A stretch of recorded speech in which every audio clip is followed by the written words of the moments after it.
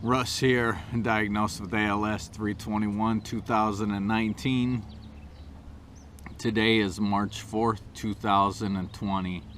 I feel like I got a lot to cover in this video, so stay tuned and I'll talk about what happened at my my first NurOwn injection.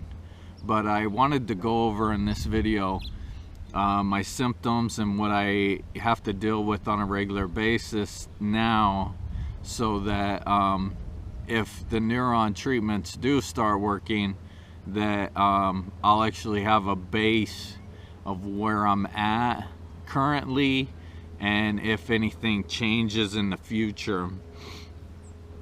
So I jotted a few things down just so that I could talk about them and go over them. You know, one of the first things was so when I go to the store and I have to pull out my debit card out of my wallet, it's really hard for me to grip a hold of the card. It takes me a while to be able to pull the card out of the wallet in order to insert it into a debit machine or, you know, whatever. But it's really hard for me to grip it out. The other day I had to pull my ID out of my wallet, and it was almost impossible because it's like deep down in there, and I really had to fish my middle finger down in there to be able to get a hold of the ID card to be able to pull it out. Drinks, anything that doesn't have a lid on it, I cannot walk with it. I will spill it. The crazy thing is I used to be a waiter. I waited tables for a lot of years and never spilt anything. And now I can't even take one step with a drink without a lid on it because I will spill it. Plates, dinner plates, any of that sort of stuff, I got to carry them with two hands. You know, when I eat, using utensils is much more difficult. One of the newer things is my shoulders are progressively getting weak. So like if I have to hold something out here, my shoulders just don't have the strength to be able to hold things up.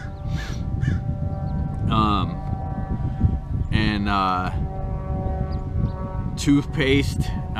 Toothpaste has been hard to squeeze for a while. We got these little things on there so that I could be able to, you know, push the toothpaste down at the end so to be able to get some leverage on there.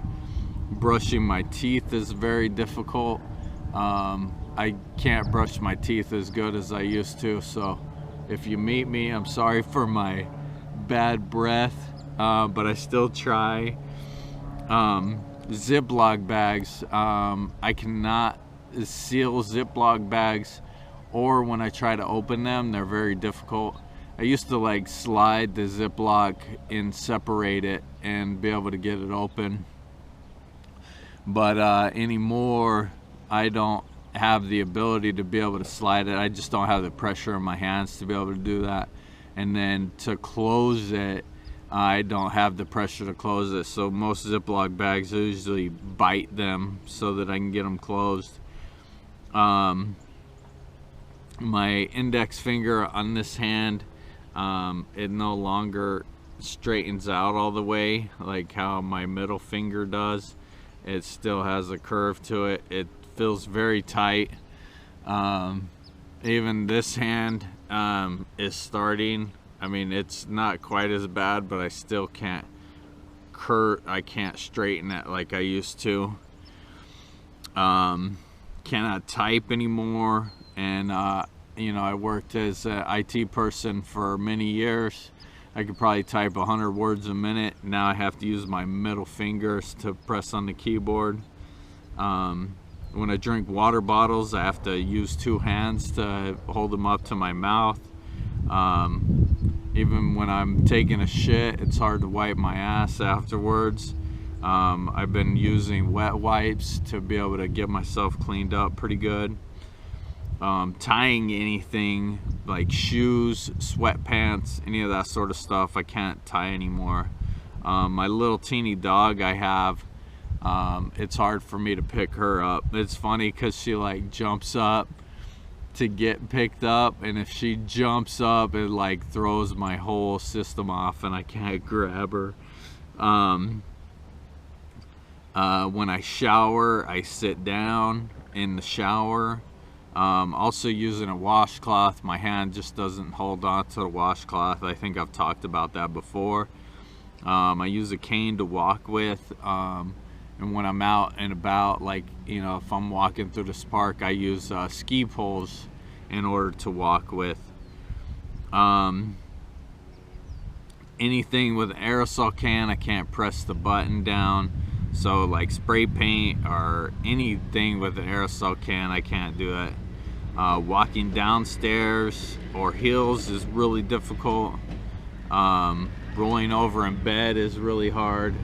I actually have to use one of the little beams that's right next to me in order to pull myself over. I can't really lift weights. I have this 20-pound weight that when I was in shape, and when I would curl it 30 times for a set, and now my wrist won't even do it to curl it one time. I can't even curl that 20-pound one time. I can't shave anymore. Exciting news though, I did get an electric razor for a head shaving razor, and it's pretty amazing. I went on a whim. It cost like 35 bucks, and shaved my head with it, and it actually worked pretty well. And it's bigger, so I can hold it in my hand and be able to shave my hand with it.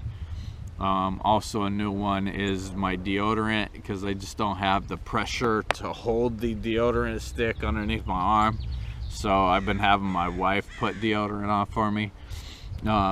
Funny thing is on my right side I am not ticklish, but on my left side I am ticklish, and every time she puts it on my left side it makes me laugh.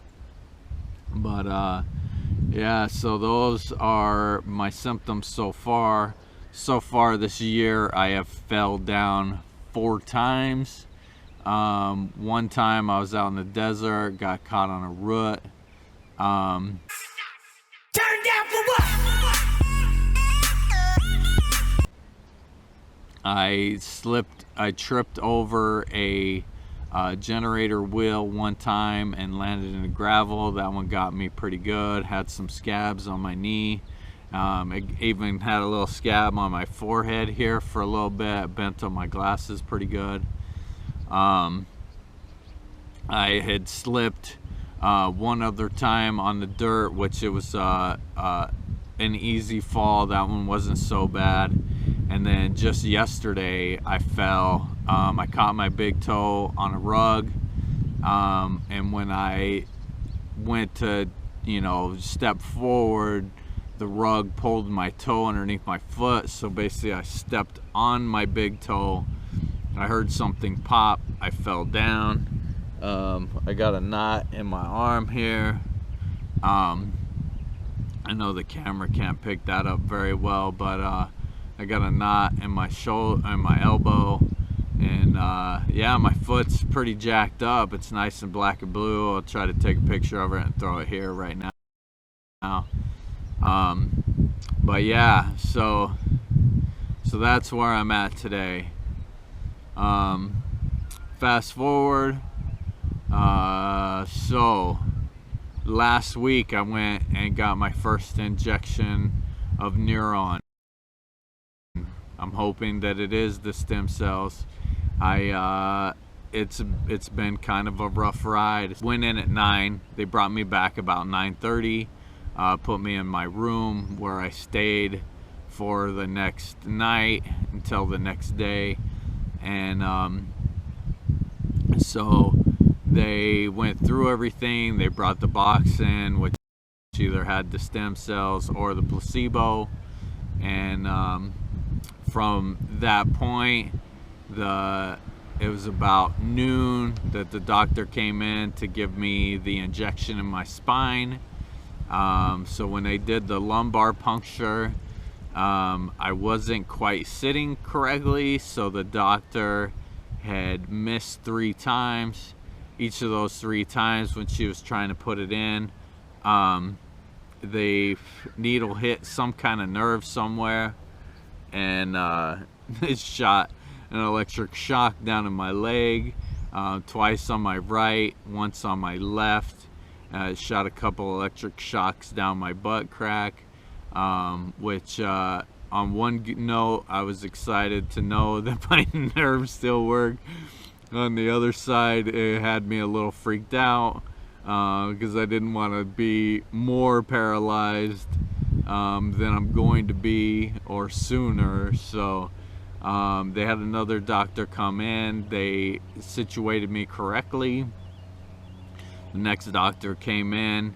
He had used he tried the second hold that the lady had tried to get me with, and he couldn't get any fluid out, so he went back to the first hold that she had tried, and was able to get in there. He said the fluid was coming out a little slow, but they took out 5 milliliters that they took out, and then they put back in. They said it was going to be cold going back in because it was in a box, but I didn't feel any coolness.